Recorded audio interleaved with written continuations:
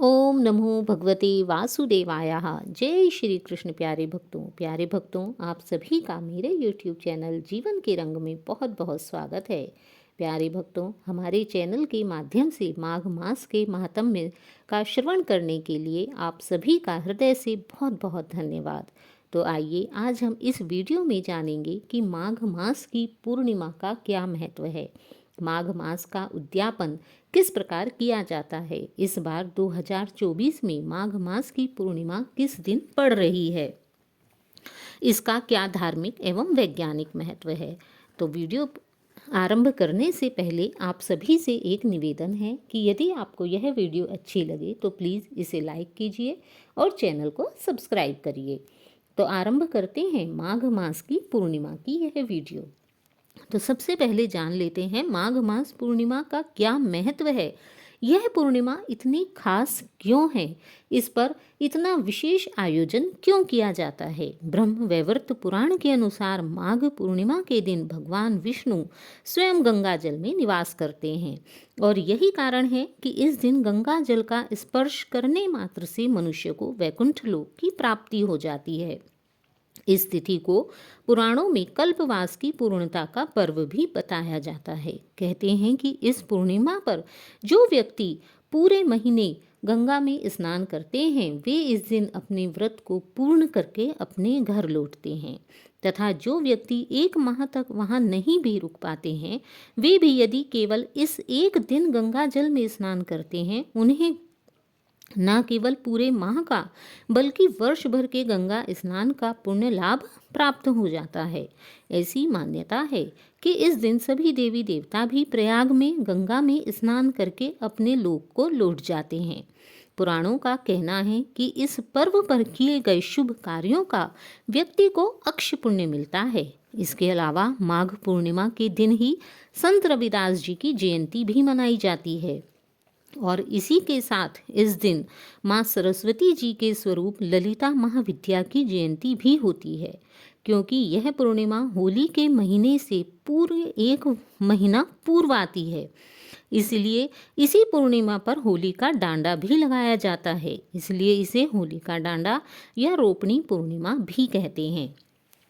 पद्म पुराण में तो ऐसा कहा गया है कि जो व्यक्ति अन्य महीनों में जप तप दान इत्यादि करता है उससे भगवान विष्णु इतने प्रसन्न नहीं होते जितने कि माघ मास में स्नान करने से प्रसन्न होते हैं। ब्रह्म वैवर्त पुराण में तो इस पूर्णिमा को स्वयं भगवान विष्णु का दिन कहा जाता है।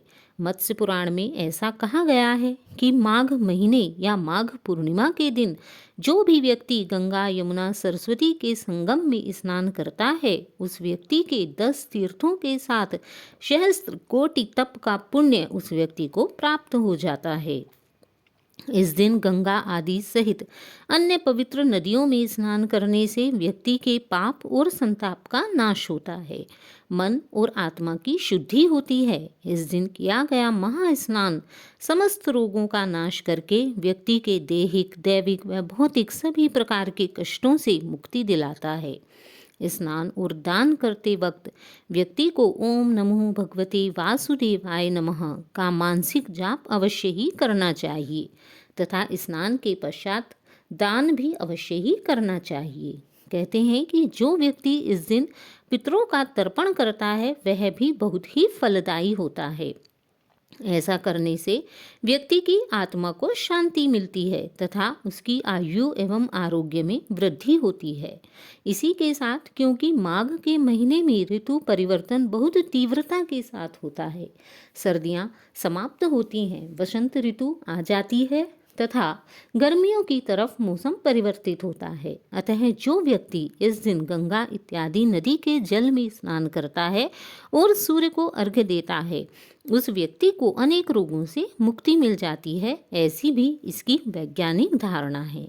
इसी के साथ क्योंकि माघ पूर्णिमा का सीधा संबंध चंद्रमा से होता है तथा चंद्रमा का सीधा संबंध मन से होता है, अतः इस दिन जो व्यक्ति व्रत एवं उपवास करता है चंद्रमा उसके वश में होता है तथा उसका मन इस दिन शांत रहता है। तो यह है माघ पूर्णिमा का महत्व। आइए अब जानते हैं माघ पूर्णिमा का शुभ मुहूर्त इस बार कब है।